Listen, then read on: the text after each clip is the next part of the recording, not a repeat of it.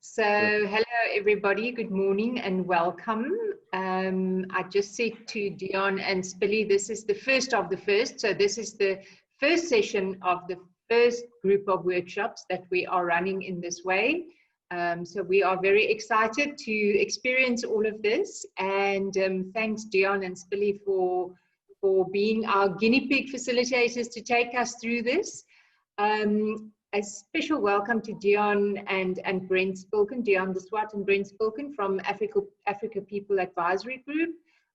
They will be taking us through these modules and also through the full workshops that come later in this process in July. And I think, Spilly, you'll be doing most of the talking, not so? Pretty much, yes, pretty much. Well, I think, yeah. so welcome everybody.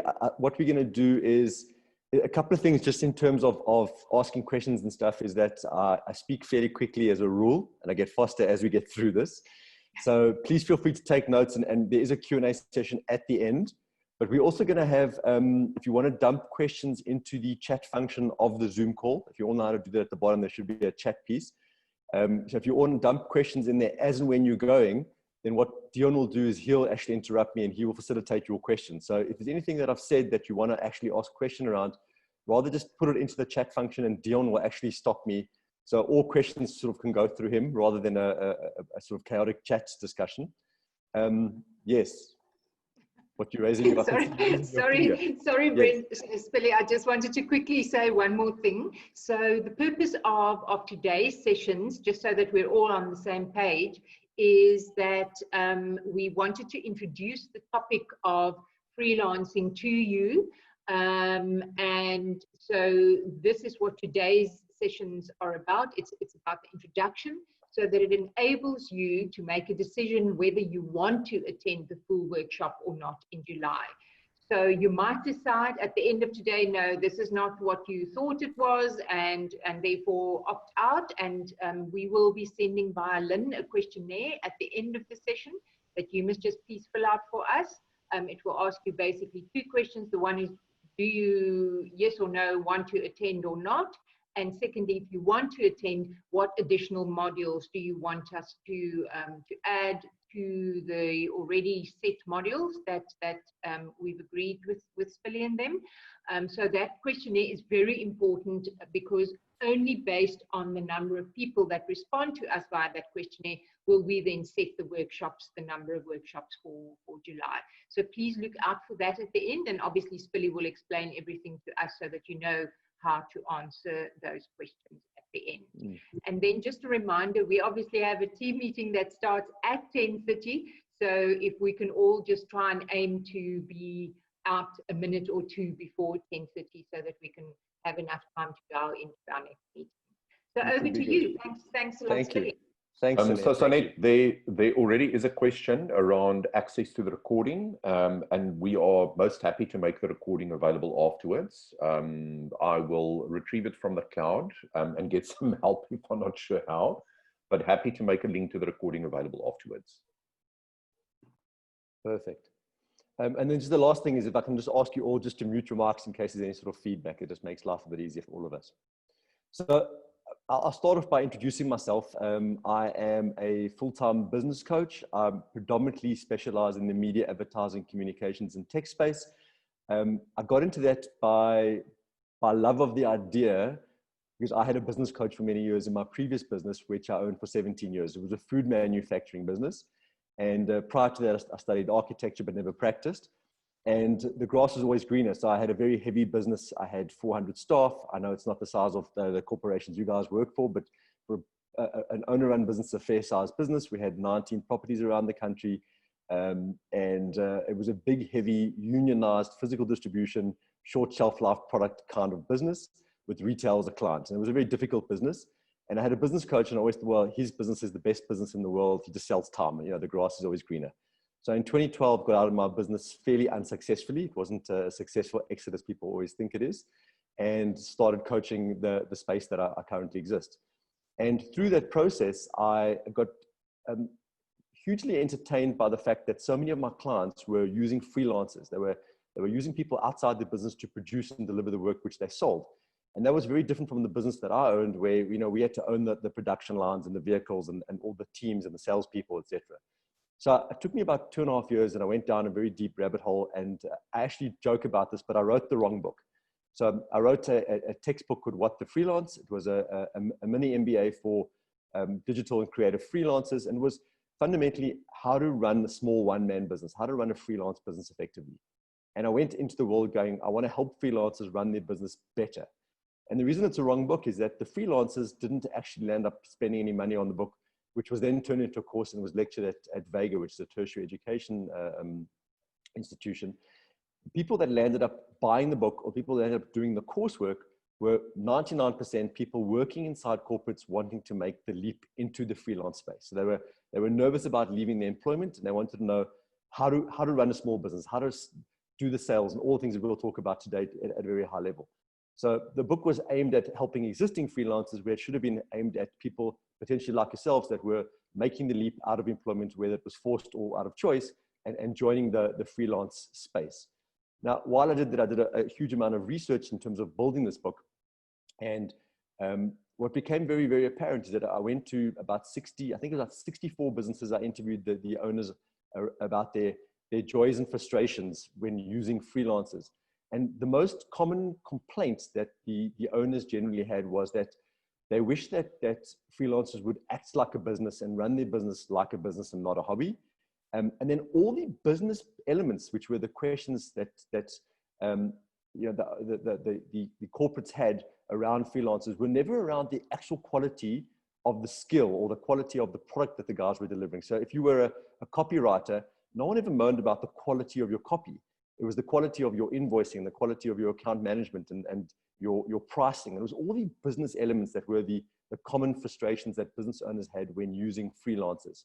So examples that I'm showing you on the screen here is that they'd be more comfortable with freelancers that had some basic business understanding. Massive issue, right? Had a professional show reel, were completely independent, you know, were experts in the space they were. It was never around the skill they were delivering.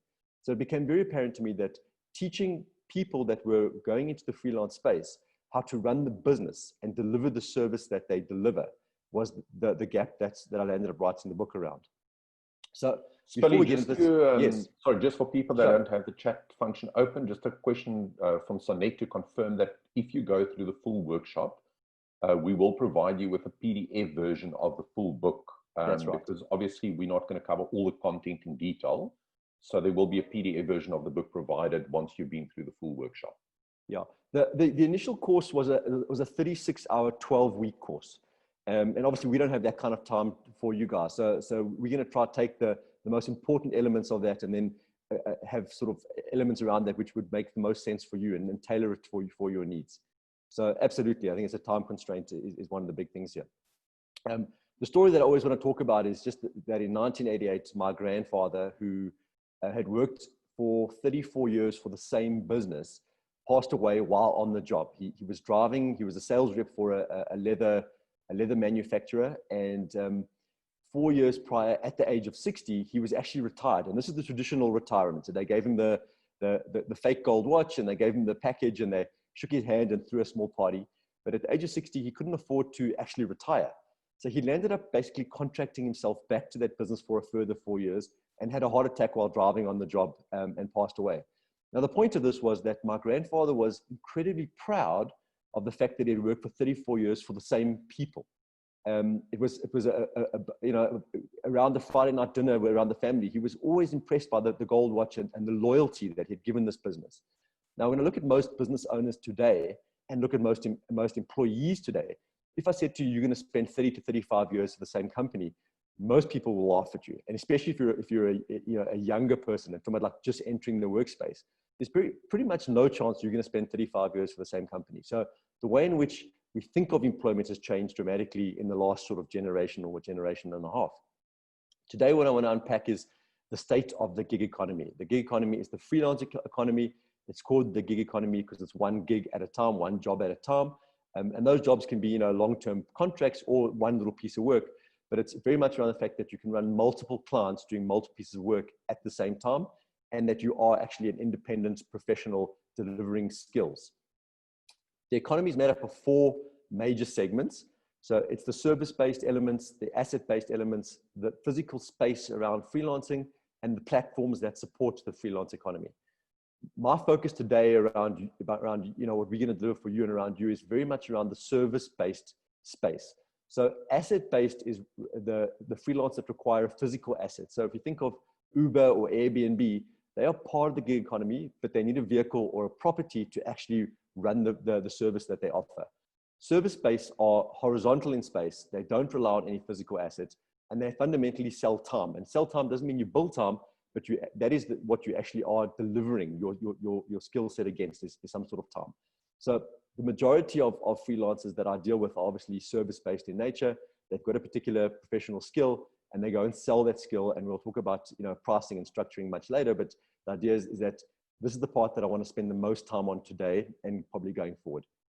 So some of the stats around what's going on globally is that the service-based freelance economy, and I'll talk about the stats coming mostly from Europe and America shortly, because there is no real way of tracking freelance in this country because there isn't a particular entity to become a freelance in. I'll get to that shortly. But in Europe, the numbers are growing about 45% year on year since 2004. At the end of last year, there were 11 million registered independent professionals in the European countries. And again, that's growing dramatically year on year. The single biggest sort of, the wave broke in 2008 around the economic crisis, where 1 in 10 people lost their jobs. About 7 million people in Europe lost their jobs. These were professionals and couldn't find work and had to actually find work. So they all joined the freelance economy. They just started selling their skills to other freelancers, other small businesses, or other corporates.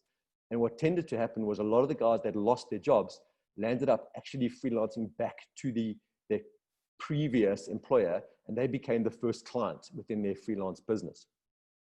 Now, similar to 2008, obviously we're all in the midst of this COVID pandemic.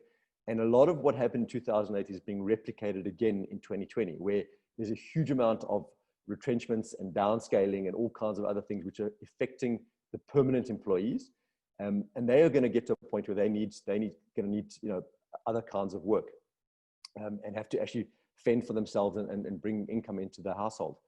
So the one thing that I want to just talk about when it comes to COVID is that the joke is knock, knock, who's there? Opportunity knocks. It's opportunity at the door. And what is important here is that you have a very particular skill set and work within a particular industry, but within the industry that you're in, there's going to be a lot of knock-on effects that potentially will open up opportunities for you exiting the business that you're currently in. So the examples that I've currently talked about, in fact, just before you got on the line, I was speaking to Dion about it, was that obviously tourism has taken a massive knock and the airlines are collapsing globally everywhere. The knock-on effect of that is the likes of Hertz and Avis, the car rental guys. So 2 weeks ago, Hertz globally filed for Chapter 11, which is insolvency in America. There's probably about 10,000 cars in this country that belong to Hertz. There's about 50,000 employees globally within the group because they own Dollar and Thrifty. And the knock-on effect is that obviously airlines collapse, the car rental market feels pain. But then the other thing which is interesting to me is that there's massive parking lots, there's pieces of ground around the airports that house these cars. And someone owns those properties, and those properties are now going to become available. And then you look at the supply chain to the airports, the Bidvest food services and the industrial kitchens, which are no longer required. And all the equipment and all those people, they're going to need to do something different with their lives. So there's a massive opportunity where the money is going to move sideways, and it won't be in the same place that you're currently making money, but within the industry, there's still going to be money. So think of it like peeling back the layers of an onion and understand that there are different layers where there's going to be the opportunity, and you've got to think further ahead and understand where this wave is going to break and where those ripples are going to end up, and try to get ahead of those ripples in order to make money. We talk about first, second, and third order of ripples and peeling back the onion. And there's examples where already, like in the restaurant trade, the restaurants are obviously closing dramatically. Already there's a big second-hand furniture market exporting that restaurant furniture and the coffee machines up into Africa. There's an opportunity there. So there is a knock-on effect. And the point being is I want you to think outside your comfort zone around the industry that you're in and how you can exploit the opportunities. So based on the service-based freelance economy, we showed the numbers were climbing dramatically sort of year on year since 2008 predominantly. And again, I think the big drive now is going to be 2020. I think that this year there's going to be a mass amount of people entering the space, mostly because they were forced to, but I think that they won't regret it looking back over time. In 2019, the contribution from the freelance industry to the UK GDP was £109 billion, which is bigger than the entire UK motor industry. Now, the way they track this in the UK is they've got something called a PSC, which is a public service company. So in this country, we used to have CCs or closed corporations. We have PTYs, or you can be a sole proprietor. Those are the kind of entities that freelancers trade under in this country, where in the UK and in the States, they have different entities to measure and manage and track and tax differently the freelance industry. So that's why there's so much information around those industries in the more sort of first world countries, where here you're either deemed unemployed or a sole prop, or you have to start a business and pay PTY sort of taxes. Again, in the UK, there's 1.9 million registered PSCs, and then an additional 250,000 people registered as second job. People talk about the side hustle. So 250,000 people have got a full-time job that have registered a PSC on the side to do additional work to obviously generate extra cash. In the States, there's two big laws that have been passed in a couple of years around protection of freelancers. So you've got to think of yourself as that if you were supplying someone like Old Mutual and you were a one-man business and Old Mutual decided they weren't going to pay you, you can't sue Old Mutual. You haven't got the money or the clout to basically win your case. So in the States, there's a couple of these laws are in place to say that any freelancer that supplies work more than $800 worth, if there's a dispute, the government will actually represent the freelancer in a court case. So they're now recognizing the importance of supporting these small businesses and giving them some level of protection. End of last year, a very, very important one, which was called the AB5 in California, which protects gig workers from being classified as employees, where they get exploited as employees and they don't get the benefits potentially. So they're now making companies figure out a way to prove that people supplying them are independent contractors and not deemed employees. Again, protecting some of their independence. A massive global movement is that 1 in 7 mothers that go on maternity leave are not returning back to work. So they decide that they just want to sell a couple of hours a week or a couple of hours a day and have the flexibility to be a mother and generate income. So about 1 in 7 of that 2 million freelancers in the UK are actually mothers that aren't returning back to corporate jobs. One of the big misconceptions is that freelancers are, 20 to 25-year-old cool creative artists or creative kids. And that is completely incorrect. At the time of my research, this is in 2017, 2018, the majority of freelancers in this country were almost age 44 and 45 as an average.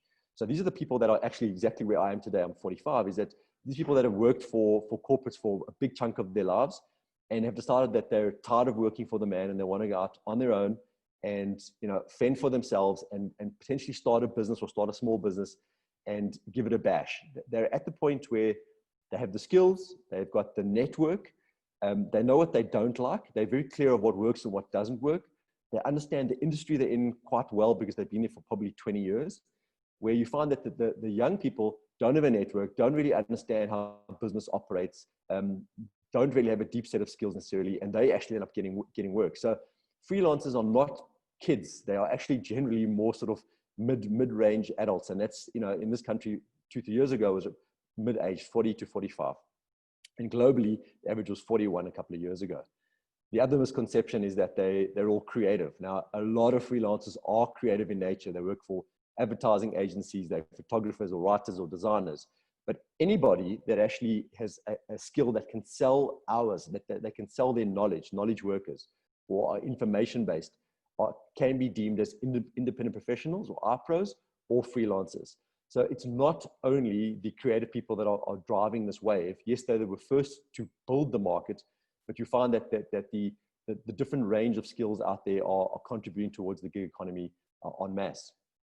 So when you look at why people are hiring freelancers, 3/4 of employers say they hire them because they were actually less expensive in the long term. And I'm going to get to that shortly as well, but they were cheaper than employing permanent staff. About half says because they got the work done quicker, which makes complete sense, right? Is that freelancers get paid on delivery. They're absolutely output-based in nature. So there's no reason to mess around and take leave and go for smoke breaks because we want to get the work out to get paid. So we are obviously generally delivering work generally quicker. And about a third say because they could not find talent locally. Now, in this country, since '94, there's obviously been a massive brain drain, and the education system hasn't really caught up with that sort of at the pace that people were leaving. So historically, there's been a massive concern around the fact that there's not enough people with the skills, in talking about those 40 to 45-year-old people, the experience that can do the work, and they could not find people to employ permanently. Plus, as people leave businesses and start freelancing, they're obviously pulling people out with them because they take their friends with them and they prove to their network within those businesses that the freelance space actually does work and you can make more money doing it as a freelancer, and people leave employment to join the gig economy. This is a Time magazine stat from a couple of years ago, but the main motivation for working in the economy was that obviously we're looking for money. That was the main reason.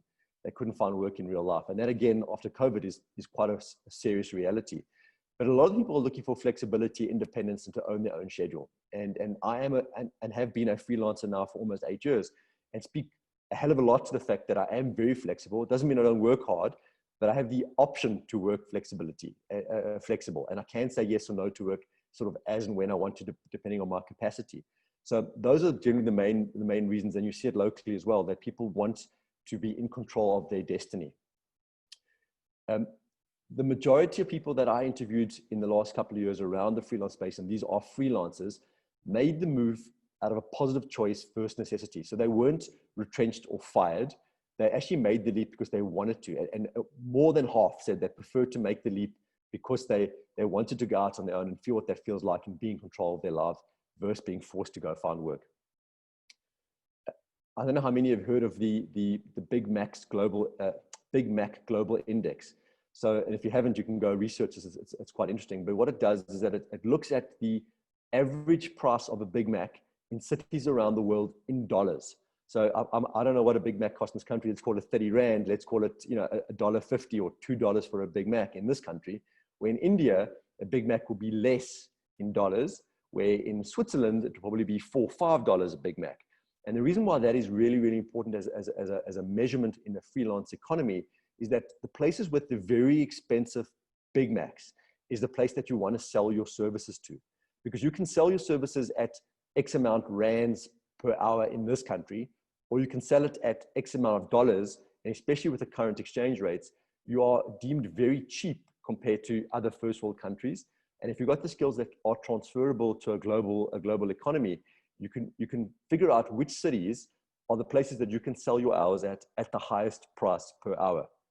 And what you will find is that, I know most of you, I think, are Cape Town based, is that I've got clients in Cape Town and their entire business is selling to Germany or selling to Chicago or somewhere else because they realize that their time is very much the limiting factor in terms of their scalability. They can't grow their business without hiring people, but they know they can make 1.5, 2.5, 3 times more selling to more mature markets where it's far more competitive on price, and we can compete with the likes of the India or the Southeast Asias for argument's sake. So tracking the global Big Mac Index is a real good indicator of where your potential markets could be depending on your skill set.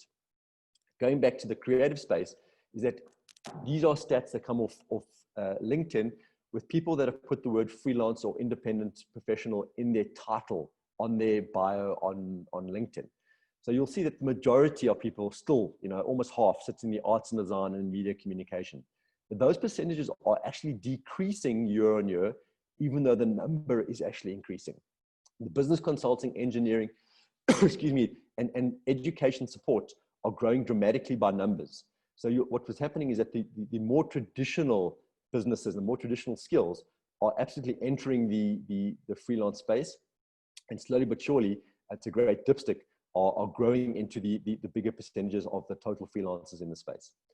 One of the big thought shifts that you would need to have entering the space is that you no longer have a job, right? And that you actually work for clients.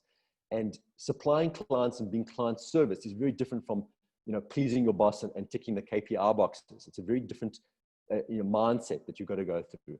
and very much in this country of being less unemployed and more self-employed.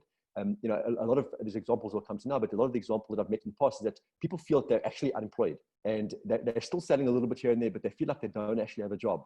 And I'm kind of going, no, you are actually self-employed and you are actually the owner of a very small business. Another great stat that I love comes out of it's a global monitor that's run annually. What this does is that it analyzes professionals under the age of 25 in the EU, UAE, and South Africa who are currently employed. So these are professionals under the age of 25, currently employed.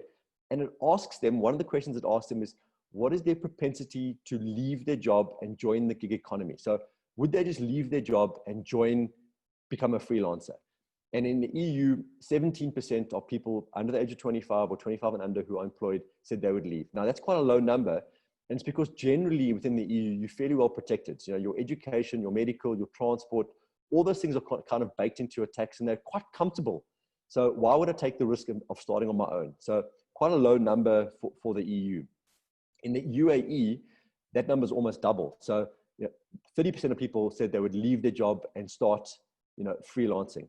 Now, the interesting thing for me is that in South Africa, that number doubled again last year. So 60% of 25-year-olds and under professional people working for the banks or the insurers or any of the large corporates said they are likely to leave to join the freelance economy. And it speaks to the fact that this country, South Africa, is very much we have an entrepreneurial mindset, and the word entrepreneur from the Latin is literally risk taker. So we are risk takers. And I think it's baked into our thinking that South Africans, we're proud of being business owners. We want to be business owners. We've been taught that is the way we want to be. So there's a lot more small business in this country per capita than there is in a lot of other countries. And people are quite happy to make the leap and take a chance and start their own business. So again, I think that it speaks to the kind of mentality we have in this country. The places that people end up working, one of the big indicators of the size of the economy is the co-working space. So this is taken from every single year in Seville, Spain, they run a co-working seminar or a conference, which sounds really boring. But what it does is that anyone that has a co-working space generally registers with this association, and they give you stats of what is coming out of the trends within the space. Now, as you can see on this graph, in 2006 in San Francisco, someone put their hand up when we are a co-working space. They were the first official co-working space on the planet. And a co-working space is a space there where you can rent a desk by the hour, a desk by the day, or you can rent for the month, or you can rent small spaces within the office space. So it's a blend of a place for you to go work when you're a small business generally. Now, the numbers have grown 100% every second year. So within every 2 years, those numbers have grown. But again, I think that the big thing for me is the knock-on of COVID is going to push a lot of people to look for more co-working spaces. Now, the two big stats here, obviously, is that the numbers are growing. The number of co-working spaces, physical spaces, is doubling every second year. The intake within those spaces is growing 45%. So not only are we doubling the number of physical offices, but we're bringing in 45% year on year more people into those spaces. And 65% of those people classify themselves as one-man business, independent professionals or freelancers. So it's an indication that this is not I talk about the frozen yogurt fad. This is not a fad. This is something that's a massive movement that's been coming on for the last 15 years and growing exponentially. And you'll see it now with large businesses. So what you'll find is that large businesses are starting to allow their staff to work remotely. And this is pre-COVID, right? So they're actually saying to the staff, you can work X amount of days in the office or X amount of days from a coffee shop, or we'll give you money or an allowance to work from a local shared office space. And there's great examples where businesses like WordPress, the holding company is called Automatic. They are one of the biggest website development platforms in the world. Their business is about 15 years old now. They've got 1,200 staff in every single time zone across the planet, 70 countries. They don't have a physical office on the planet. Their entire business is built using remote working, work from home, and then a ton of freelancers to support the way they run their business. And if you've got the time, and if this is of interest to you, the guy the founder of WordPress is a guy called Matt Mullenweg, WEG. And he did a talk a few weeks ago with a guy called Sam Harris. It's about an hour and a half. It's quite long. But he talks to how they've managed to build that entire organization without physical office and have a very good culture and all the process and stuff that support it, and how they use freelancers very effectively to grow the business on a global scale. Big businesses, Microsoft and IBM, are ditching their offices and decentralizing the offices globally. Now, the really, really good example is that WeWork is the biggest co-working office company in the world. And if you go look at them, there's a lot of problems around WeWork. They're not making money, they've lost funding, and there's issues around it. But there's a WeWork in Cape Town, there's a WeWork in Joburg, in Sandton, and there's another one in Rosebank. And they were going to roll these out, but obviously there's a bit of issues around the world currently, and their business is a little bit flawed. But having said that, they are the single biggest tenant on the island of Manhattan in New York. They're the single biggest tenant in London. And what they did is they went to IBM in 2017, 2018, and said to IBM that we will give your staff a WeWork office within 5 kilometers of their house globally. So wherever you have an employee, anywhere in the world, within 5 kilometers, we will set up an office for you. And that office will also have the IBM standard of security, internet, coffee, et cetera, et cetera. And IBM, not being a stupid business, actually bought into that. So they are the single biggest tenant within WeWork globally. And the joy is that you can travel to any single city in the world, put your finger on the button and walk into WeWork, and you just log on and you're in and you go as an IBM employee or any WeWork tenant. And IBM realized that the loss in travel time, so most staff, and I'm using obviously the bigger cities, the Singapores, the New Yorks, the Londons, the guys are traveling an hour to an hour and a half at least every single day in and out to the workspace. And that is productive hours that's being lost.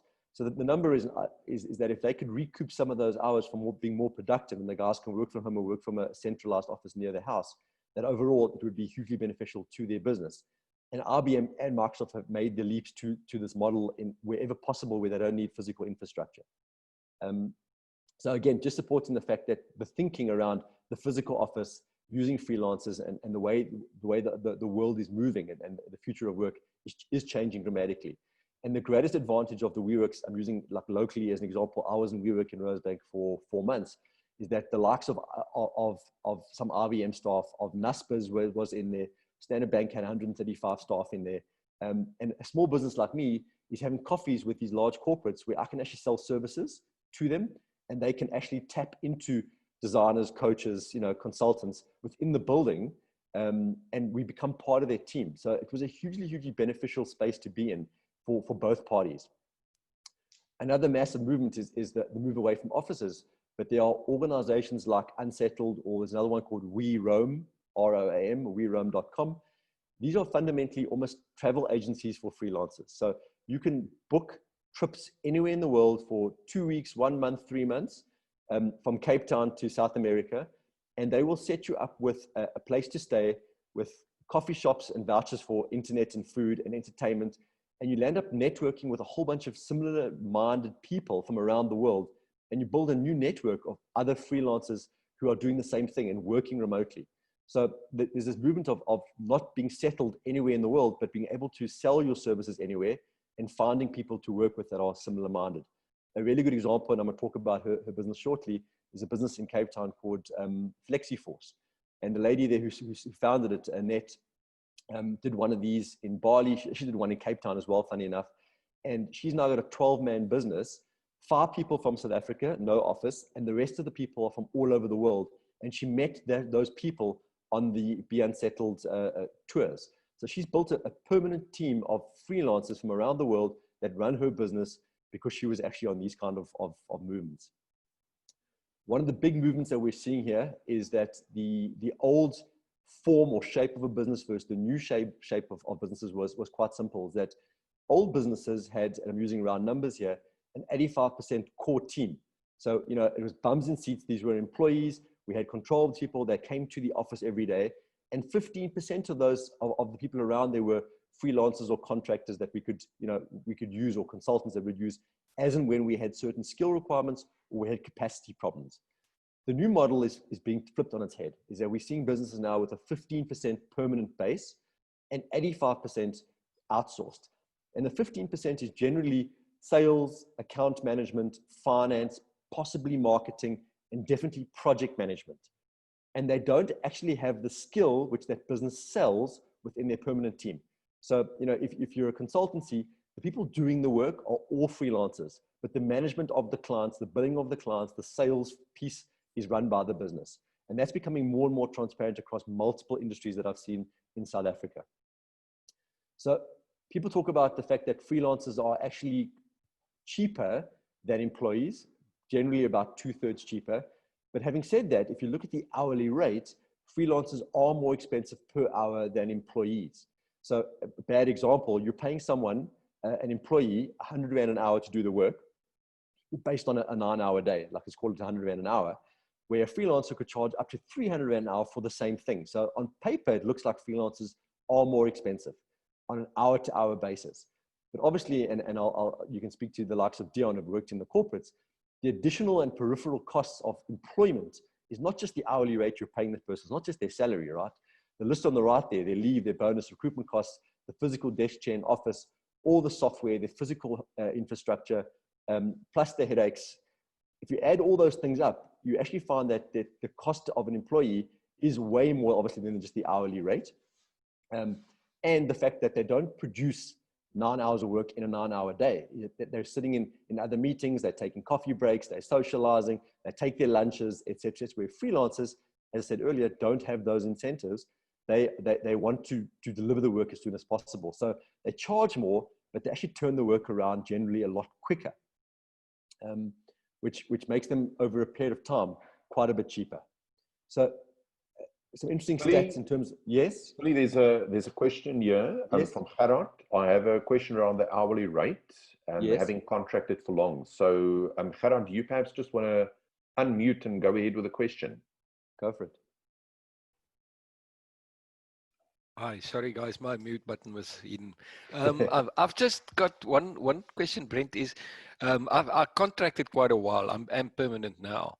Right. But what my experience of contracting over the years were, we started off companies started off saying, we pay a contractor more because in the long run his cost is less. We don't pay medical aid, we don't pay pension, we don't. What's happened over the years is the guys started selling out each other. And what happened, we basically, just before I went permanent now, we worked on the same cost as a permanent employee, which actually didn't give us much of a benefit, but we did it to ourselves. It wasn't the business doing it to us. Now, just one question, do you have any idea how something like this can be avoided in a freelance world, where we don't start selling out each other? For example, computer hardware, there is no making a living out of that anymore today. Sure, yeah.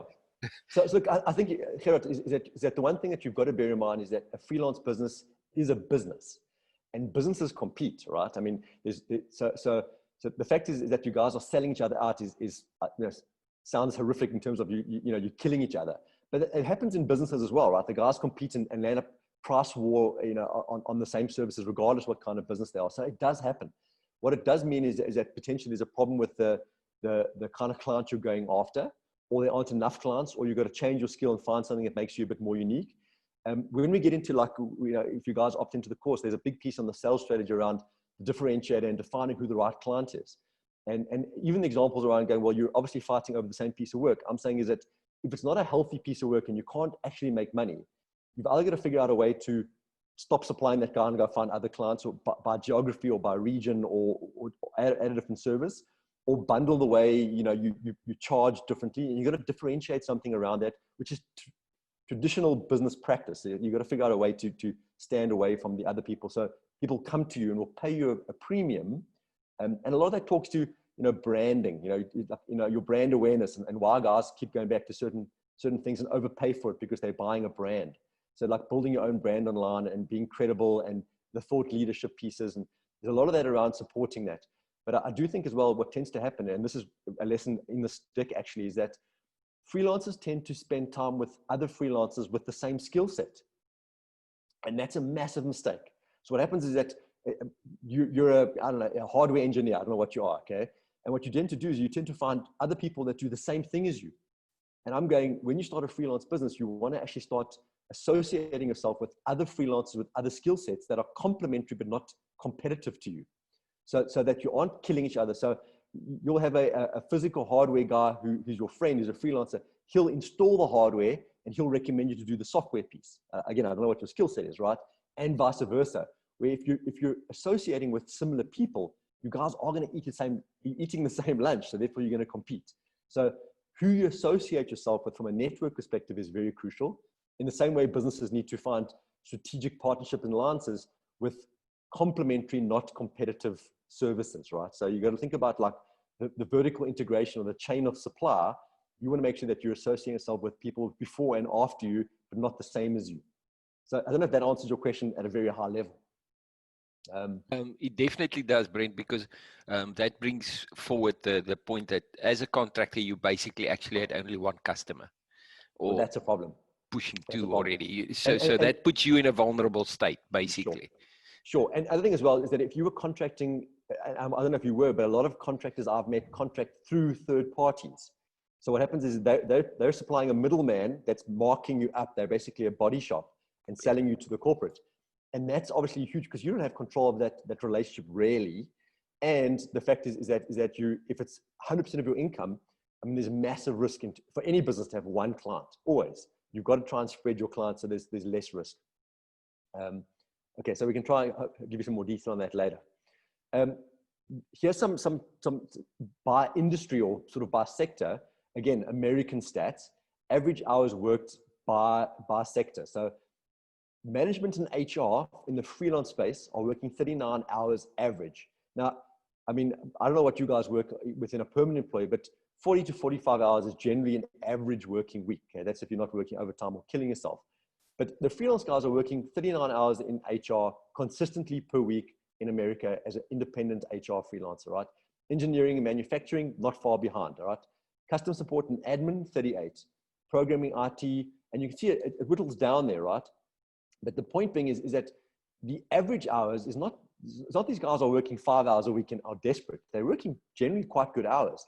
And you've got to bear in mind that they are charging more per hour than they would have been for those hours as an employee. So if they're doing 39 hours and can charge 2 to 3 times more the salary commitment price, they're making a lot more money. Technology, and this comes to the platform discussion. So technology helps freelancers find work, right? Again, American stats, and there are lots of these things coming out locally. I'll give you some examples now, right? But 64% of Americans have used the internet to find clients. So that isn't referrals or their network, but they're using platforms to find work, and that's growing year on year as well. 2/3 said the amount of work they found online has increased substantially since 2018. 1/3 says using a portfolio or a website to drive traffic to, so their own portfolio has found them work. So having, social media and all those things work, but you've got to have a portfolio or a website of some place that you can house your information. And this is the stat that I love the most, right? 47% of these people spend less than 2 hours a week looking for work. So some of those guys are working 30 to 40 hours a week, and they're only spending less than 2 hours on the sales piece, which means that there's enough work out there, okay? And again, this is pre-COVID, so I think the world has changed a little bit, but the fact is that there's enough work out there, especially online, to keep you sustained quite comfortably. Going back to the space thing, majority of freelancers work from home because obviously there's no cost. Plus, in this country, you can claim your home office against your taxes. So it actually makes you very efficient. You're not paying rent and you're actually claiming the tax on the non-rent. So it makes a lot of sense. But again, quite difficult to work from home all the time, as I'm sure a lot of you have experienced the last couple of weeks. It's, if you've got young kids or, it can be a real challenge always working from home. Local coffee shops, you see the co-working space there is becoming quite bigger. And obviously a lot of freelancers that are working at the client's offices because the client wants them, in the space. When I talk about platform, I talk about online places where freelancers can find work. So freelancer.com, Upwork, and Fiverr with 2 R's are the 3 biggest platforms, and they're all American businesses. It doesn't mean that the people on there are American, they just happen to be American businesses. So if you look at the numbers, freelancer.com last year had 31 million users, that's what freelancers on there. Upwork had 17 and Fiverr had 7. But And I'm guessing a lot of guys sit on all three. So like 31 million isn't 31 unique people. I'm sure a lot are sitting across multiple platforms. But I want to talk about Upwork just as the example. So last year, Upwork had 12 million active freelancers. So a lot of people on there aren't active. Active means they're updating their stuff. They're pitching for work. 12 million freelancers looking for work. There were 5 million companies on there. And those 5 million companies put out just over 3 million job postings. And these are often small pieces. I need a logo for $5, or I have a 12-month contract. So that they vary in size and complexity. But over 3 million jobs were posted just on Upwork last year. And Upwork did $1 billion in revenue. One platform, only online, and again, not the biggest in the States. And there's loads and loads of these. PwC stats. So in 2015, the contribution to the GDP of freelancers in the EU was 28 billion. It doubled from 2014 to 2015. It then doubled again in 2016. Okay, so tripled from 2 years prior. And they estimate in the next 5 years, that contribution to GDP will be 570 billion euros. The numbers that I and you probably can't really comprehend, okay? Like monstrous amounts of work are floating through. And this is only through online websites, right? This is not people doing work within their network or their friends or back to their previous boss. This is money floating through online collaborative platforms. So the largest markets in the world, America is still the biggest with 53 million people on there. A third of people selling time have said they've done some kind of freelancing in the last year. India, less people, but 40% of the world's freelance jobs go to India, and mostly because of obviously the pricing advantage of going to India. We talked about the fact that the EU is the fastest growing, and there's 2 million now registered within the UK alone. Now, here's the one I want to spend a little bit of time on. I've interviewed a lot of people who've got into freelance space, and the first thing which I want to say to you is that the people that have made the leap and then learned how to run their business effectively, understanding pricing, understanding marketing, understanding retention of client, within 3 years of making the leap, so whether they were forced into freelance or decided to do it actively, within 3 years, they were on average earning 2.8 times the market-related salary at the 3-year mark. Okay, so round numbers here, and I'm using design as an example. You're a designer and you earn 10,000 Rand a month. As an employee, you leave your job, within 3 years, you're earning 28,000 Rand. Okay, and probably more than that because your 10,000 Rand would have gone up to maybe 12 or 15 sort of in 3 years from now. That is the average. Okay, so some guys are making a hell of a lot more and some guys are making less. And you've got to think of it like a curve, is that when you do leave your job, very often you're going to go less than your current salary initially while you're finding clients and finding good clients and finding a rhythm and understanding your pricing and. But over a period of time, you will recoup the loss and make more. And not every single person should be a business owner, and not every single person should be a freelancer, right? Some people are built to be employees, and that's perfectly acceptable. It's not for everybody. But if you find that you are able to be a successful freelancer, there are very few guys that I know that are good freelancers that ever regret going into the freelance space. Like often the discussion is, I don't know why I waited so long to do this. Like I always wanted to, but I was scared, okay?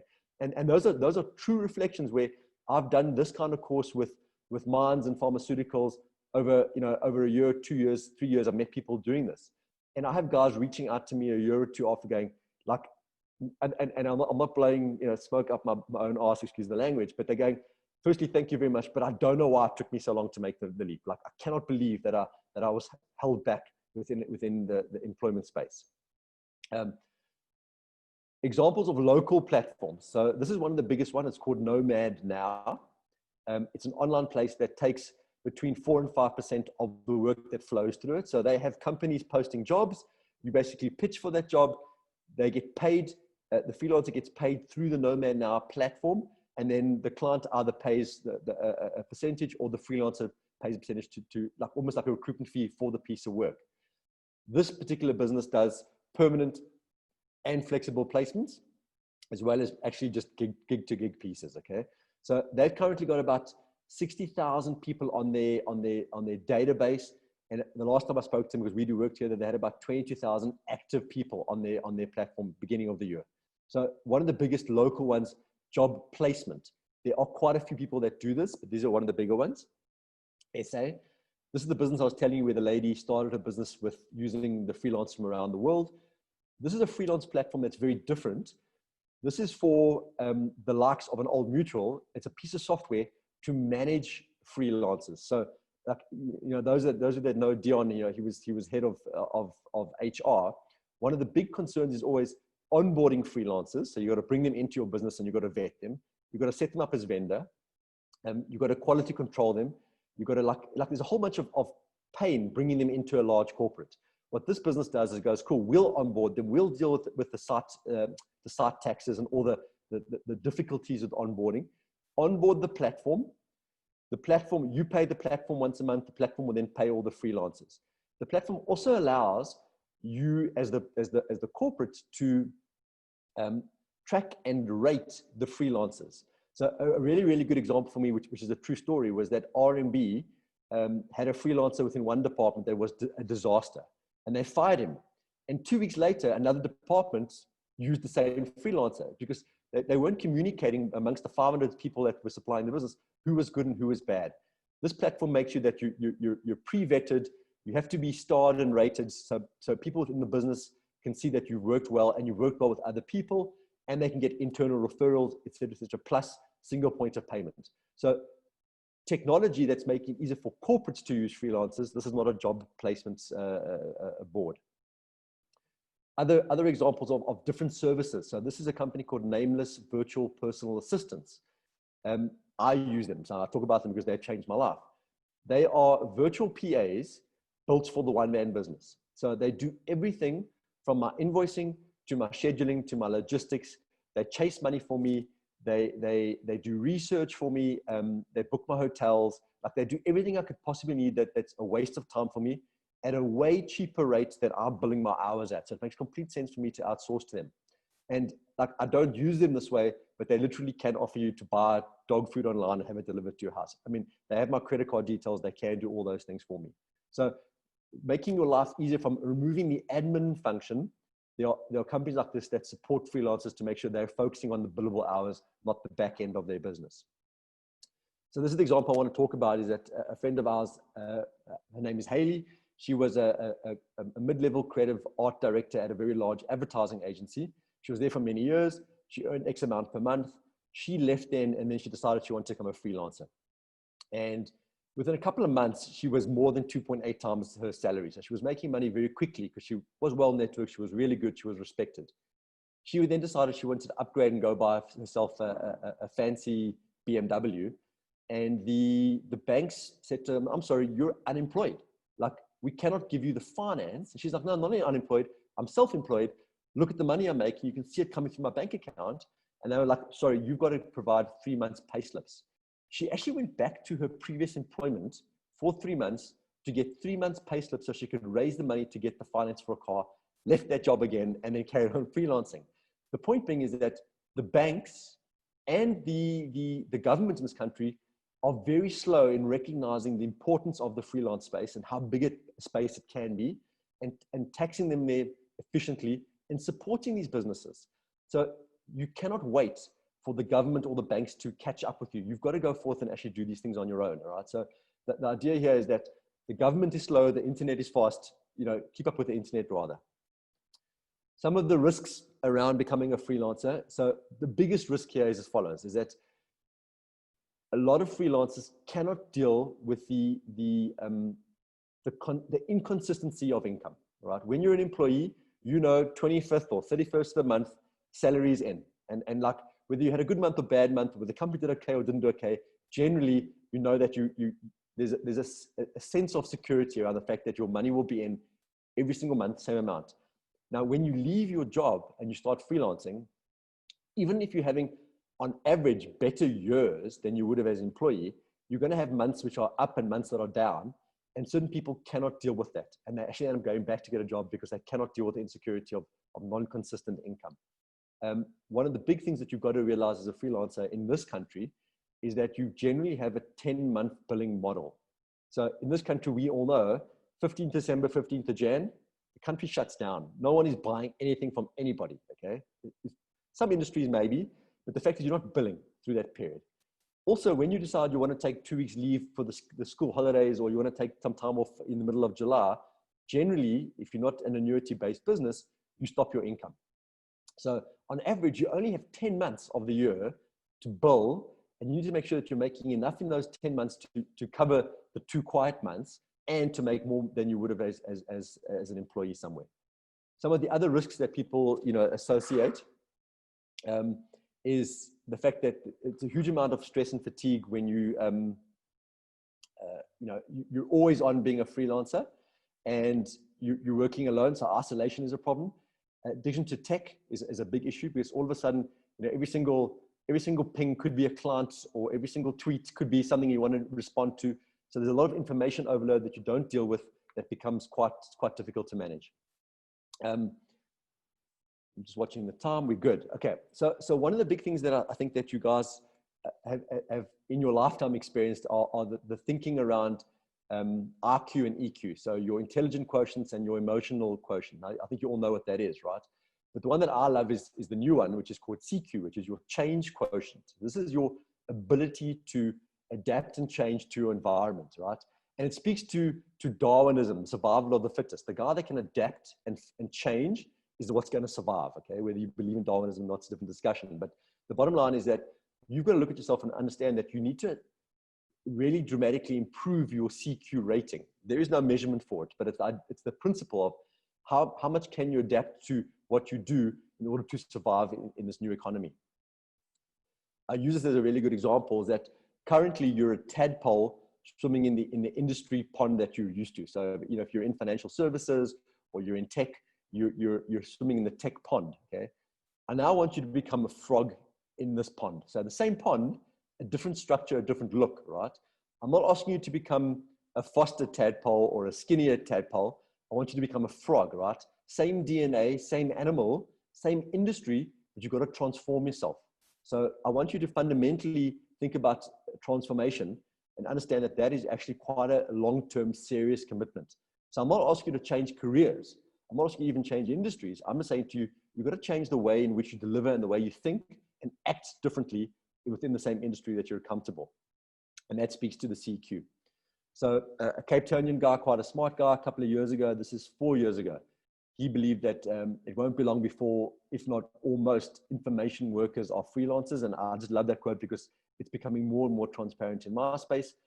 Another independent consultant, her name is Lauren Wolf. She runs a thing called the Wolf Consultancy.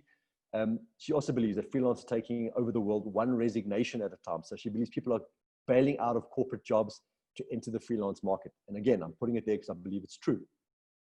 Now, in the past, the large corporates ate the small fish. And you were probably part of one of those large corporates. You were out there, part of the big organization.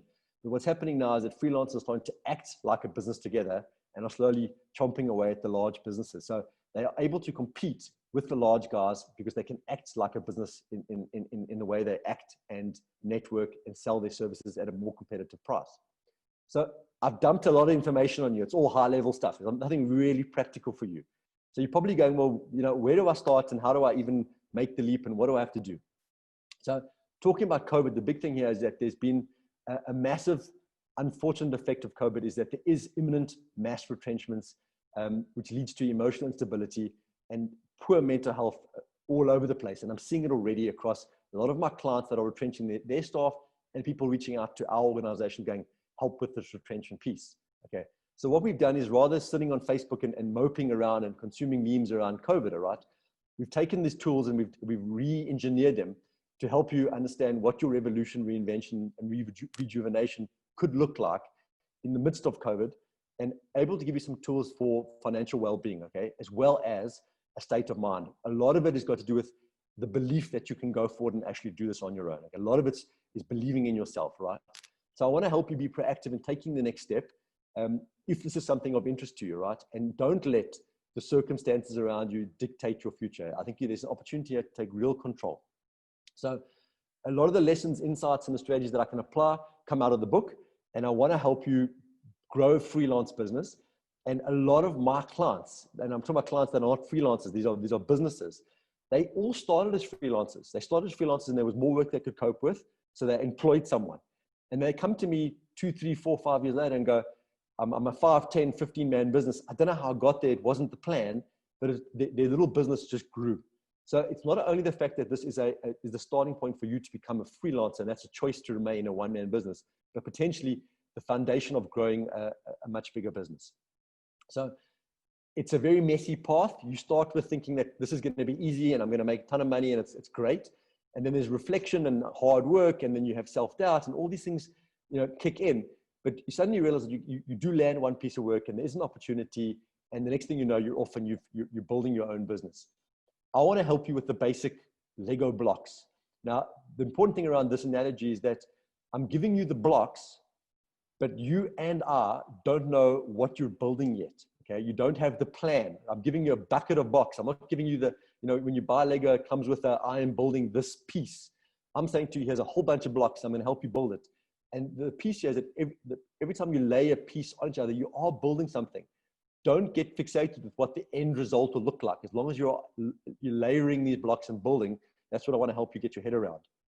So a big decision that I want to help you with as well is that are you looking for another job, a permanent employment, or do you want to start a small business in the gig economy? And there's a lot of thinking that I can help you with both pieces that come out of the coursework that we want to offer you guys. So a big piece here is coming around the fact that you need to reincarnate yourself while you're still alive. I've got a big piece around this because I studied architecture. I never practiced. I landed up living in the UK doing all kinds of odd jobs, including driving an ambulance, right? I then came back and got involved in a food manufacturing business that was meant to be a 3-month piece just to make some cash. That was 17 years. I then landed up doing a 1.5 years of inner city student residential, which is because I had an architectural background. So I did that for a 1.5 years, which I quite enjoyed. And now I've been coaching for 8 years, media, advertising, communications, and tech businesses. So I've reincarnated myself, taking all the experience from all the previous businesses and changed the way I think and the client that I want to engage with. And it's invigorated me. You don't have to be stuck in the space that you know. Like, you can actually reincarnate your career at any stage of your life. When we get into the course, there's a whole bunch of modules, and we get to the end, I'll explain to you how these all fit together. But one of the modules is around the freelance business. And this talks to, if you want to start the business, what is the entity? Are you trading as yourself, or are you trading as a company? And what company structure, right? We get into more around the risks of running a freelance business. You don't have pension, provident, medical aid, those kind of risks, and how to mitigate those risks. All the insurances of your lives. How to remain motivated as a one-man business, because that's very difficult when you don't have a team around you. We want to unpack the pros and cons of the offices. And in principle, the fact that a freelance business not only pays a salary, but needs to be profitable. So how do we track and manage profits? And again, we talk about the fact that there is no safety net, that you have to provide your own safety net for retirement, medical, pension, provident, et cetera, et cetera. Another module is goal setting. So it's the basic building blocks of building goals within a business.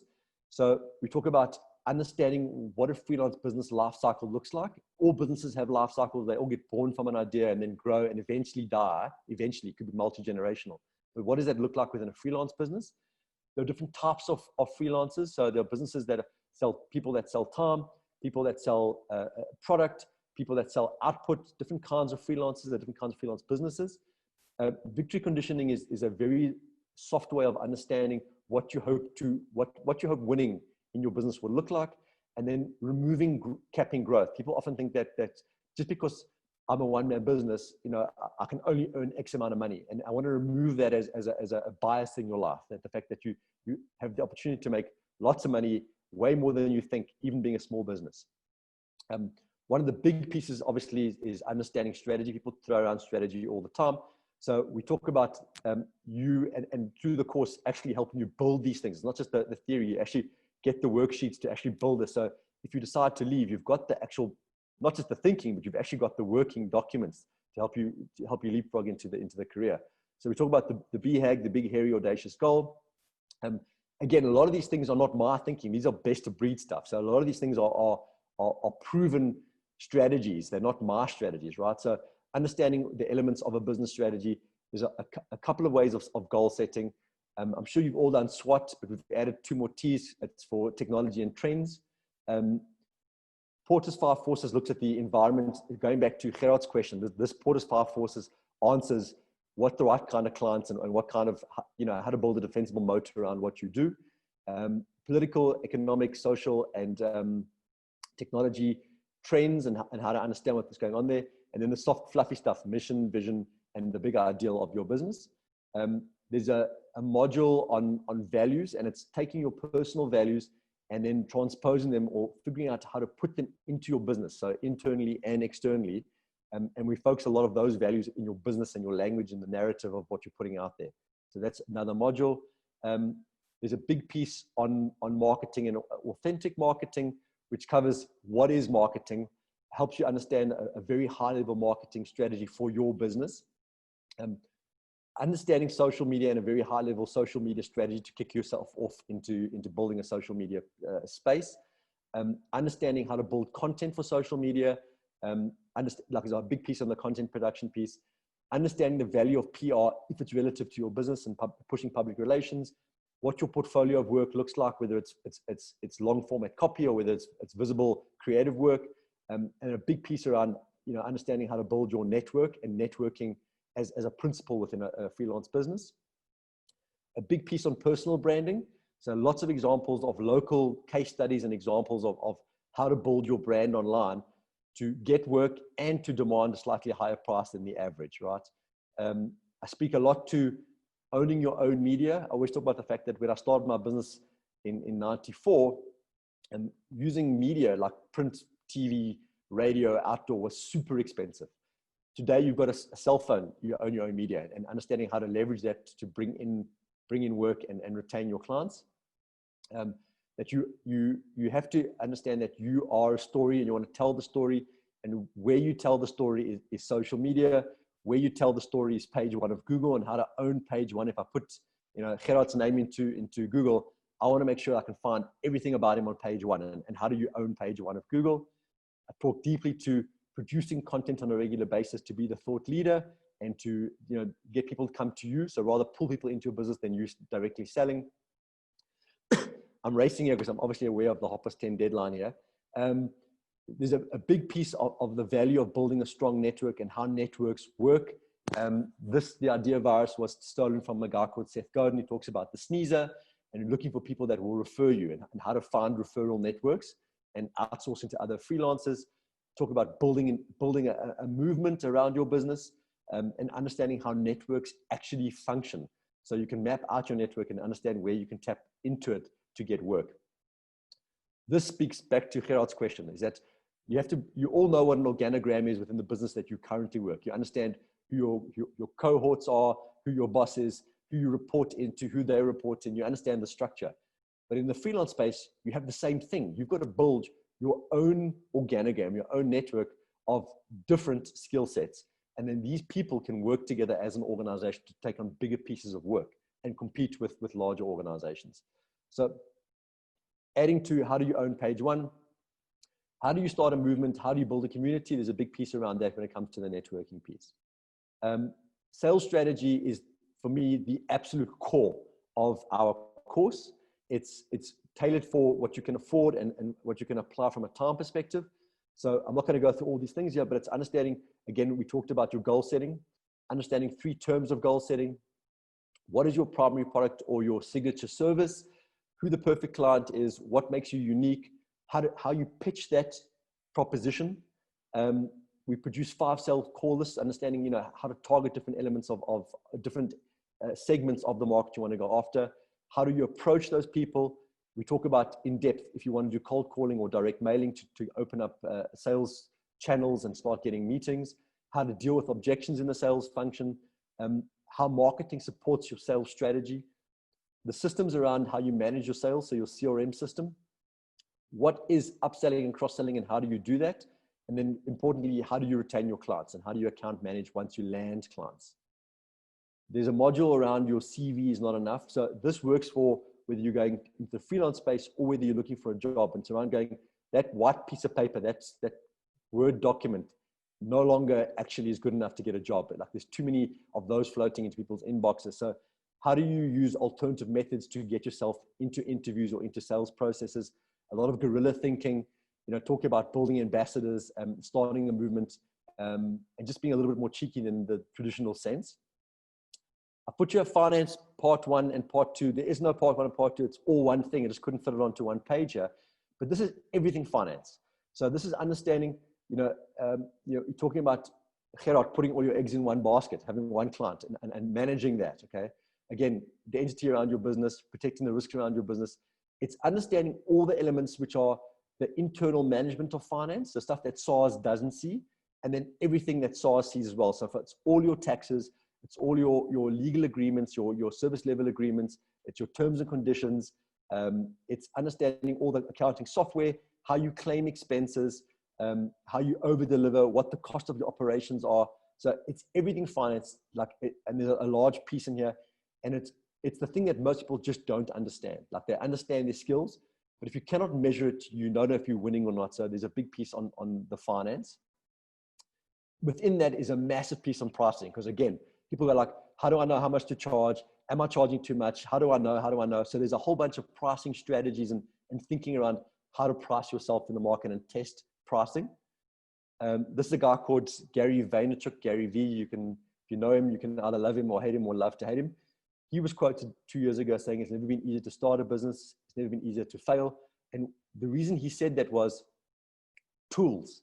Is that in order for you to start a business today, you need a laptop and internet, or a cell phone and internet, and you can actually start a business. So it's super easy to start a business.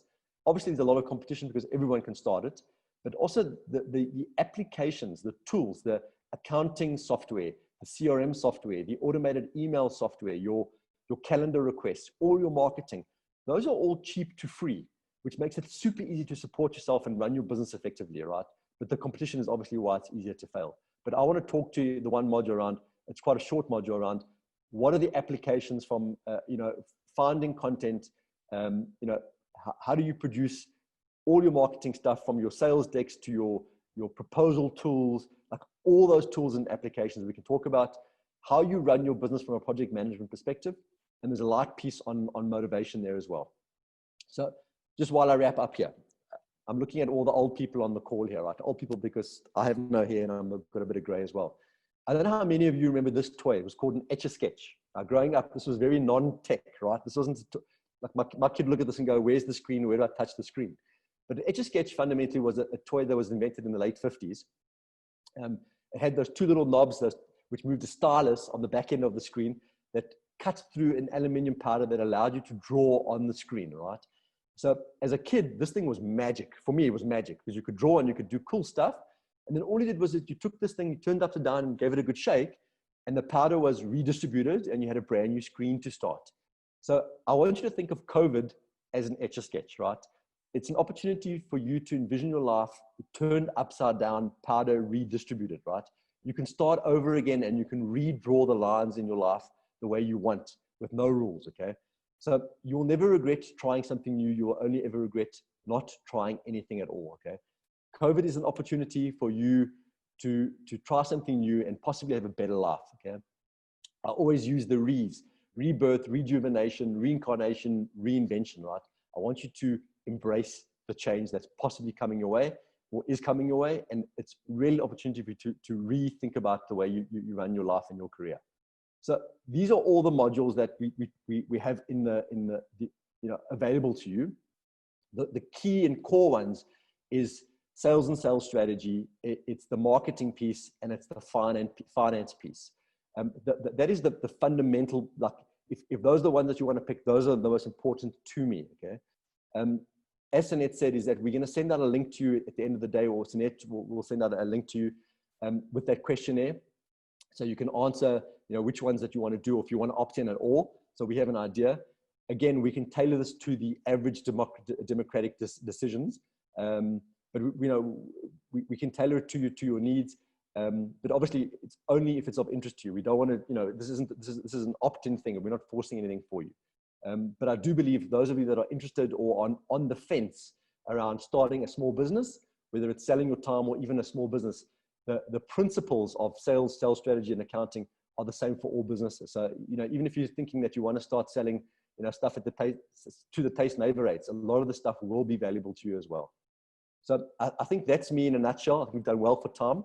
I speak really quickly and I'm pushing myself here. So are there any other questions that you guys want to ask me at this stage? Dion, any questions on the chat? Nothing, Brent. We've covered all of them. Okay. So on the questionnaire, there is also space, the link that we're sending out to you, there is also space for questions or queries. So if you want to if you've got something else that comes to mind, feel free. And if not, you can get hold of Sunette, Dion, or myself, and we're more than happy to answer any questions that you guys have. May I just add, thanks a lot, Brent. Sure, wow, you have certainly given us huge food for thought. My brain feels a little bit like it's fried. So thanks for that. And just to say to everybody, the questionnaire that you will receive, the link that Spilly just spoke about, Lynn will send that out to you, hopefully shortly after now. So we've got the team meeting now, and then after the team meeting, you should have it in your inbox. You can just click on the link, go through the questionnaire. The options that Spilly has given us for the modules will come up if you say yes. So there's a question, do you want to attend or not? Obviously, if you don't want to attend, there's nothing further to do. If you do want to attend, which additional modules would you like to see included in the workshop? Only once we have that will we know the number of workshops we must schedule, and once we've scheduled the number of workshops, then obviously we can be everybody into that. And if we can just ask you to please, we will only schedule enough workshops for the number of people that are interested. So please think about this carefully. We obviously don't want to schedule, 10 workshops and then there's only really enough people for 2 workshops. So just please think carefully about it, but do think about it seriously, because I mean, sure, Brent, the stuff that you've given us now is really also relevant for the time that we're in. Yep. So we don't want you to miss this opportunity. Good, thank you. Thank you. Thank you all. Enjoy the rest of your day. Thanks, Brent and Dion. Cheers, everybody. Bye. All the best. Bye-bye. Bye.